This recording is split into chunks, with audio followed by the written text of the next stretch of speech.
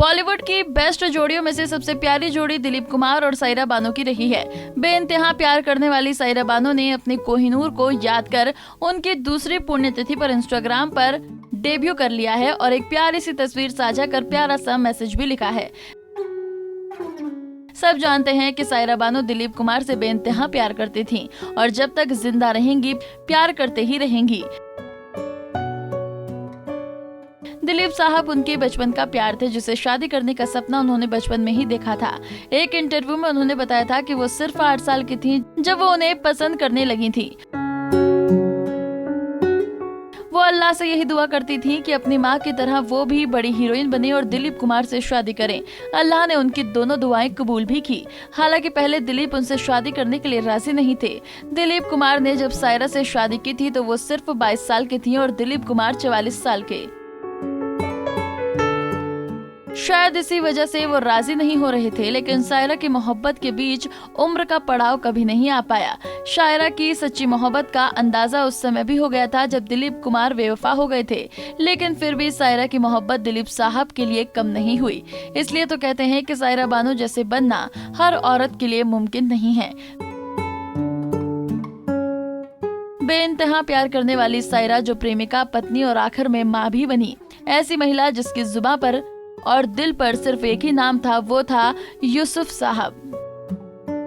लेकिन यूसुफ साहब इतनी प्यार करने वाली बीवी के लिए बेवफा क्यों हुए थे, चलिए आपको बताते हैं।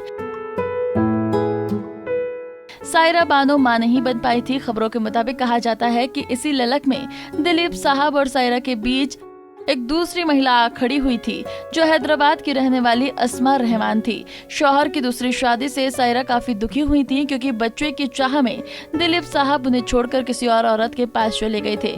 कहा जाता है कि दिलीप कुमार ने बंगलौर में उनसे दूसरी शादी कर ली थी, क्योंकि वो पिता बनने की ललक अस्मा के जरिए पूरी करना चाहते थे।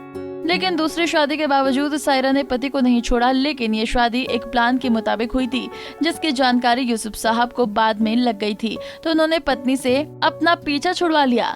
3 साल में शादी टूट गई और उन्होंने सायरा के पास वापसी की। सायरा ने भी बिना गिला किए अपनी बाहें फिर यूसुफ साहब के लिए फैला दी। कहते हैं कि औरत सब कुछ बर्दाश्त कर सकती है, लेकिन अपने प्यार को किसी दूसरे के साथ बांट नहीं सकती।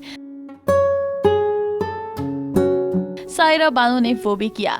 सायरा जी का ही दिल था जो शायद सबके पास नहीं होता। शायद कोई और महिला होती तो शायद रिश्ता टूट जाता। आखिर दम तक सायरा ने अपने शौहर की सेवा की। आखिरी समय तो वो उनकी माँ भी बन गई थी, क्योंकि वो एक माँ ही बच्चों की तरह इतनी सेवा कर सकती है जितनी सायरा बानो ने यूसुफ साहब की। ऐसी सच्ची मोहब्बत हर किसी को नसीब नहीं होती। दिलीप साहब इस मामले में बेहद खुश नसीब थे।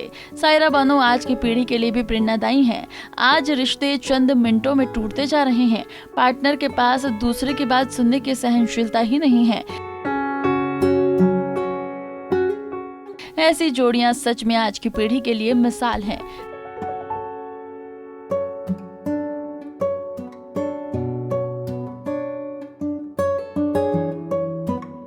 पैकेज अच्छा लगा हो तो लाइक करना ना भूलें।